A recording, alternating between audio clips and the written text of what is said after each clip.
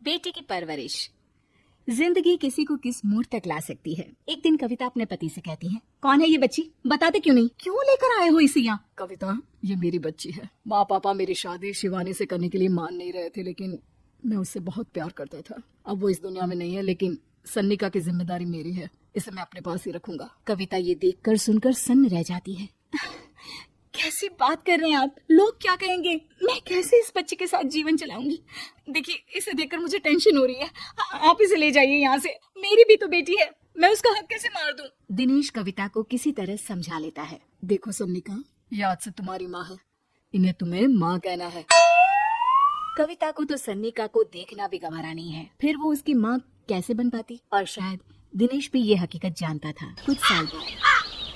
देखिए, अब राधिका बड़ी हो गई है, उसके लिए किसी अच्छे घर का रिश्ता देखिए ना, शादी तो करवानी है ना। हाँ, लेकिन सन्निका उससे बड़ी है, पहले तो उसकी शादी तय करेंगे ना। जमाना जानता है कि वो एक नाजायज लड़की है, कोई उससे शादी क्यों करेगा? ऐसे भी आता है क्या उसे, जो कोई उसे अपने घर की बहू बनाएगा? तभी वहाँ सन्निका आ जाती है। पापा, मुझे स्कॉलरशिप मिल गई है, आगे का सारा खर्चा यूनिवर्सिटी वाले उठाएंगे, मैं कल ही वहाँ हॉस्टल में शिफ्ट हो रही हूँ। लो, सुना दिया ना फैसला। अरे अब क्यों शिफ्ट हो रही हो, पहले ही हो जाती शिफ्ट, दुनिया में यूं कालिक तो ना होती हमारी। क्या यार कविता, एक तो खुशी की बात है कि लड़की को कुछ आगे बढ़ने पढ़ने का मौका मिल रहा है, लेकिन नहीं, तुमको तो केवल ताना मारना ही आता है। जाकर देखो शिवानी क्या कर रही है। अरे हाँ, मैं शिवानी को दूध देना भूल गई, वो कैसे उठेगी? कविता को ये सुनकर गुस्सा आ जाता है। हाँ हाँ, अपनी किताबों से फुर्सत मिले तब ना, मेरी बेटी ना कुछ खाए ना कुछ पिए, यही तो चाहती हो तुम। सन्निका, जिसने कभी कविता से बात ही नहीं की थी, क्योंकि वो उसे हमेशा कोसती, वो वहाँ से बिना कुछ कहे निकल जाती है।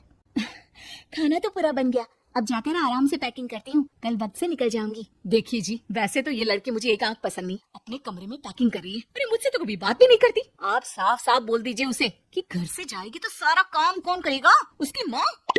माँ का नाम सुनकर सन्निका भी वहाँ आ जाती है। नहीं, वो कैसे करेंगी, वो तो मर गई है ना। उस मनहूस औरत को मेरे घर में याद करने की कोई जरूरत नहीं है, समझी? वैसे भी ना होते हुए भी तेरी शक्ल में लगता है कि वो हमारे बीच में ही है हमेशा से। तो ठीक है ना, जब जा रही हूँ तो क्यों प्रॉब्लम हो रही है आपको? सन्निका घर से निकल रही थी, कविता ना चाहते हुए भी सन्निका को रोक लेना चाहती थी, और वजह थी सिर्फ उसकी सोशल लाइफ का डिस्टर्ब हो जाना। किटी में कविता की सहेलियाँ कहती है, क्या बात है, तू परेशान से लग रही है, सब ठीक तो है ना? क्या हुआ, उस सन्निका ने फिर कोई तमाशा किया क्या? अरे नहीं नहीं, चली गई, वो तो ऑक्सफोर्ड की कोई एनजीओ है, उसकी स्कॉलरशिप मिली है। मेरा भाई बता रहा था कि उसका तो फ्यूचर ब्राइट है। अरे चल ना, तुझे क्या, तेरा तो पीछा छूटा उससे। अरे कैसे क्या नहीं, घर का सारा काम करती थी, इसकी छोटी बेटी को भी तो उसी ने संभाला था, याद है? उसकी छोटी बेटी का जो केस हुआ था वो भी अपने सर ले लिया था। हाँ, तो बदले में सारा खर्चा भी तो हम लोग ही उठा रहे थे ना, और पता है वो मुझसे बात भी नहीं करती, जैसे पता नहीं मैं ही उसके माँ के मरने के लिए जिम्मेदार हूँ। अरे खुद को क्यों दोष दे रही है, तूने जो किया शायद कोई नहीं करता। कविता को समझ में नहीं आ रहा था कि उसके साथ ऊपर वाले ने ऐसा क्यों किया। वो शाम को घर आती है। आज तो बहुत खुश होगी तुम, एक बला से छुटकारा मिला ना तुमको, बेचारे की जिंदगी नरक बना कर रखी थी। वो तो कहते हैं ना, ऊपर वाला सब देखता है, देखो चुन लिया उसने अपना रास्ता। कविता का मन तो करता है कि वो पति को सब कुछ सुना दे, लेकिन सामने सास खड़ी होती है। ये तो है, बेचारे को खाना बनाने से लेकर घर के सारे काम करने पड़ते थे, बाहर का भी कोई काम होता तो वही देखती, अब देखते हैं घर का काम कैसे होता है। तभी कविता की बेटी उसके लिए चाय लेकर आ जाती है। लो माँ चाय, कैसे रही किट्टी? अच्छी थी बेटा, खाने में कुछ बनाया है क्या?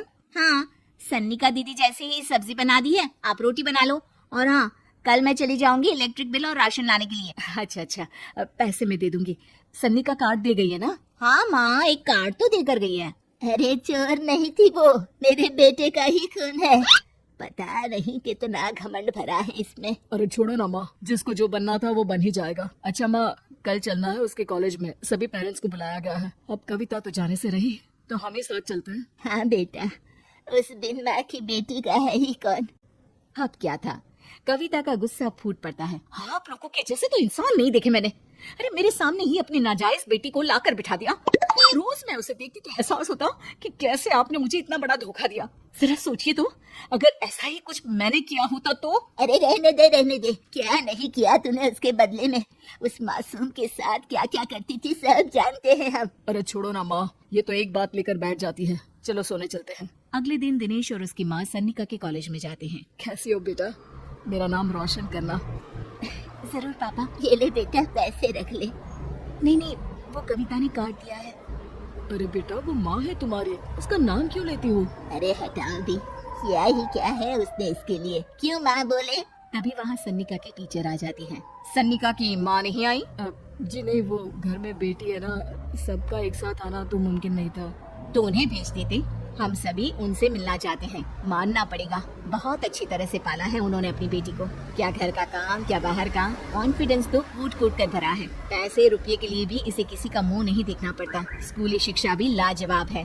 पिता और दादी को एहसास होता है कि जिस कविता के पालन पोषण पर उन्हें हमेशा से शक रहा, वो सन्निका के भविष्य के लिए किसी वरदान जैसा साबित हुआ।